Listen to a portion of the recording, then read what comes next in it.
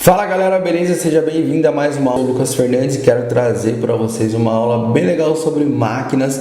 Hoje eu quero trazer para vocês o contexto histórico, cultural que cada marca representa e em qual contexto ela foi fundada, né? O que representa para nós as principais e as primeiras marcas de máquina do mundo, tá? Eu acho que a gente, como um profissional da área da barbearia, a gente precisa saber tudo sobre o nosso equipamento, né? O nosso principal equipamento dentro da barbearia. Então, como cada profissional, cara, a gente precisa saber tudo sobre a nossa profissão, né? Eu acredito nisso. A gente não é apenas cortador de cabelo, mas nós somos profissionais da barbearia, somos barbeiros, e é interessante a gente saber a fundo, né, sobre tudo que envolve a nossa profissão, tá? E para começar, eu já quero trazer aí esse primeiro slide para vocês, né, da primeira máquina de cortar cabelo do mundo, tá? A primeira máquina de cortar cabelo do mundo foi uma máquina manual, né? Ela era utilizada ali 100% por força mecânica, né? Força do homem, né? Ela parecia um alicate, tem a imagenzinha dela aí. Uma máquina que muitos de vocês têm certeza que já viram, né? Outros ainda não, mas ela trabalhava assim como a lâmina da máquina elétrica, né? Por movimentos laterais de duas lâminas que cortavam ali o cabelo, né? Mas ela era usada 100% com a força manual, tá? Não tinha nada de elétrica, uma máquina bem interessante. Eu já tive uma aqui na barbearia, não para usar, mas mais como decoração. E ela foi, né, criada, né, por um sérvio. Esse sérvio ele nasceu em 1823 em uma vila chamada Neradin, né, na Sérvia. O nome dele era Nikola Bizumic. Era um jovem pobre que tinha uma vida simples, era um camponês rural, e ele trabalhava cuidando de porcos nas montanhas de uma região chamada Fruska, né, no norte da Sérvia. Ele era um jovem inquieto, né? E um dia ele, cansado de trabalhar na fazenda, então ele fugiu para uma cidade chamada Irig, né? Chegando lá, conseguiu trabalho como assistente de barbeiro na barbearia de Peter Javonovic e se tornou um jovem aprendiz da profissão e em seguida um profissional da barbearia. E ali, ao cortar cabelos dos clientes com a tesoura, né, o Nikola ele teve uma ideia de construir uma máquina que valorizasse o negócio do barbeiro, ou seja, agilizar o processo de corte. Então o Nikola, já com uma visão empreendedora, ele teve a ideia ali de criar uma ferramenta que agilizasse o trabalho dele, né? Um barbeiro ganha por produtividade, então quanto mais ele cortasse cabelo, mais dinheiro ele ia ganhar. Então ele criou ali, né, essa máquina que agilizava o processo de corte. Ele não encontrou apoio ali do seu mestre, né, do Peter Javonovic, então ele deixou e se mudou para Roma em 1836, aos 13 anos. Mesmo lá, não conseguiu obter, né, os 100 florentins ali que ele precisava para patentear sua ideia, que era o dinheiro da época.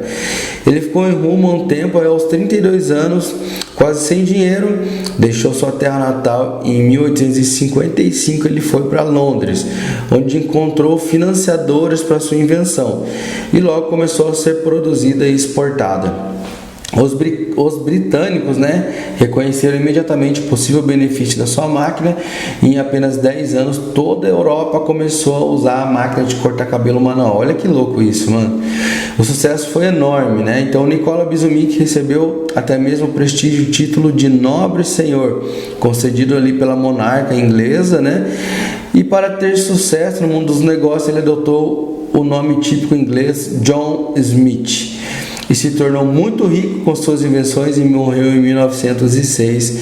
Mas como não tinha herdeiro, sua fortuna ficou para o governo. Então essa é um pouco da história da máquina de cortar cabelo manual, tá? A primeira ferramenta, né, após a tesoura, né, já entrando na era aí das máquinas criada pelo senhor Nikola Bizumic, tá? E depois de muito tempo veio aí a primeira marca de cortar cabelo elétrica do mundo, tá? Para quem não sabe, a primeira marca de cortar cabelo elétrica do mundo foi a Wahl. É fundada ali na cidade de Sterling, no estado de Illinois, nos Estados Unidos, em 1919. Acho que muitos de vocês já viram aquela máquina de cortar cabelo que foi lançada em 2019, que é a Wahl 100 anos, né? Ela foi uma comemoração aí de 100 anos da marca Wahl, né? Em 3 gerações da família Wahl transformaram uma pequena empresa numa grande potência a nível mundial. Hoje a UAU conta com mais de 3.300 funcionários no mundo todo, né? Eles estão orgulhosos ali de levar adiante a tradição e a inovação de um alto padrão de serviço ao cliente, que foi criado por Liu J. UAU. A UAU possui atualmente 7 fábricas próprias, sendo nos Estados Unidos sua sede, depois Inglaterra, Alemanha, Hungria, China, Vietnã e Brasil. Para quem não sabe, existe uma fábrica da UAU no Brasil, onde eles fazem a montagem da máquina, tá? Os componentes vêm de fora e são montados aqui no Brasil. Então todas as máquinas que vocês verem com aquela tomada com o padrão do Brasil, né, que é aquela tomada padrão nosso, né, que a gente tem aqui, elas foram montadas no Brasil. Então a UAU foi a primeira marca, né, de máquina elétrica do mundo. E depois veio a Endis, tá? 3 anos depois, né, a Endis Company, fundada por Matthew Endis. Antes o Matthew trabalhava na Mitchell Motor Car Company em Racine, Wisconsin, nos Estados Unidos, como fabricante de ferramentas, né? Decidiu sair ali para começar seu próprio negócio.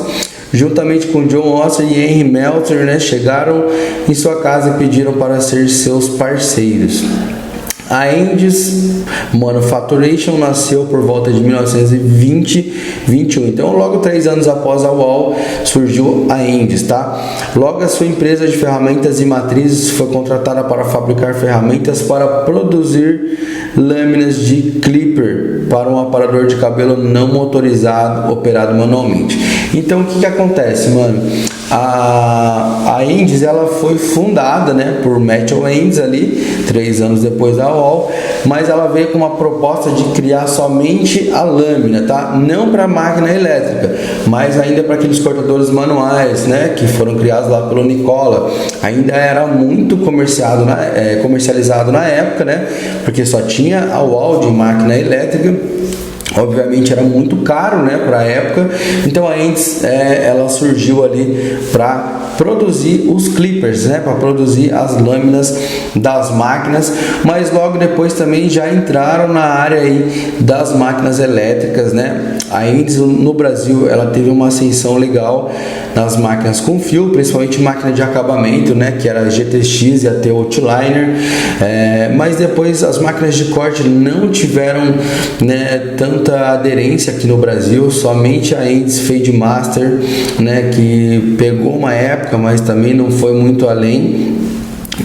A Endis, ela mais máquina de acabamento ali que a galera gostou bastante, que é a Slimline, enfim, a Shaver também da Endis, ela ainda acho que é muito bem vendida no Brasil, mas só para vocês saberem, a nível de conhecimento, a Endis foi a segunda marca de máquinas elétricas do mundo. E 3 anos depois veio a Oster, tá? Que em 1924 nasce a John Oster Manufacturing, né? Fabricando cortadores de tesouras, né, de cabelo, que fizeram sucesso imediato entre os profissionais da indústria de corte de cabelo.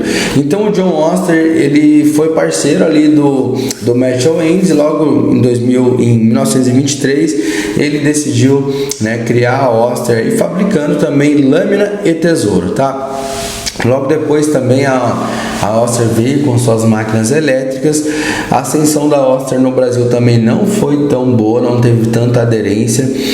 Ali nos anos 2010, por aí, tinha algumas máquinas da Oster que a galera usava, mas sempre foram máquinas muito potentes, né, que não teve aderência no Brasil. Nos Estados Unidos, na década de 90, se usou muito Oster, tinha máquinas de 20.000 RPMs, cara, eram animais, né, máquinas fora da curva, assim, em questão de potência, mas ficou ali, né. O que a Oster faz, que eu vejo bastante gente usando no Brasil, são os massageadores elétricos. Porém agora a Babyliss já lançou sem fio, né? Outras marcas lançaram massageador sem fio. A Oster também ainda ficou um pouco para trás em relação a um massageador.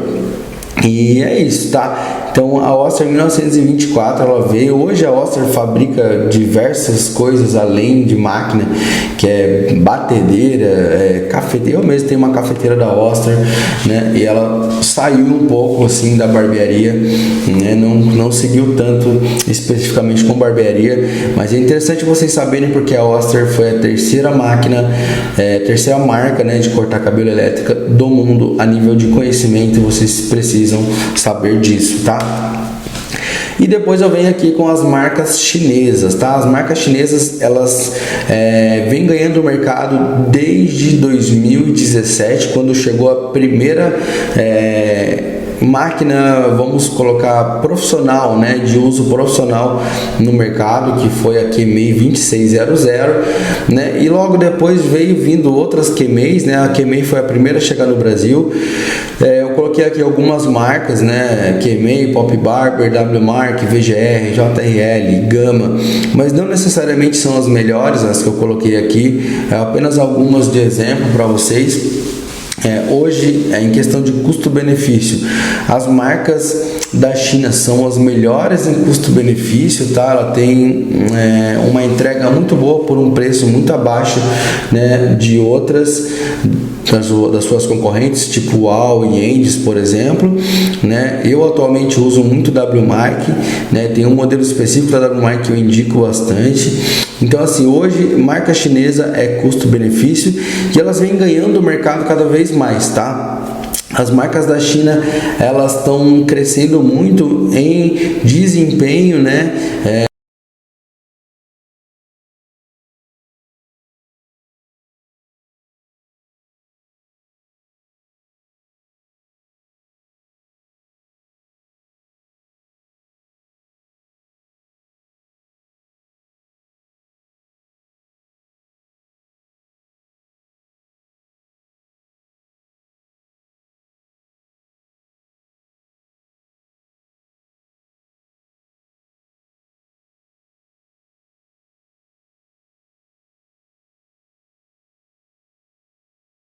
E hoje no Brasil já estão bem avançados aí as vendas, né? Então eu acredito que muitos de vocês usam marcas chinesas. Eu mesmo não tenho nenhuma UAU, não recomendo UAU, tá? Eu vejo que tem muitas outras máquinas que são melhores, muito melhores por sinal, e por um preço muito mais acessível, tá bom? Então essa foi a aula de hoje, um pouquinho da história para vocês das principais marcas do mercado. E agora na próxima aula a gente vai falar sobre lâmina, vamos falar também sobre diferença entre motores. Tem muita aula boa vindo por aí, fechou? Tamo junto, galera, até a próxima, valeu!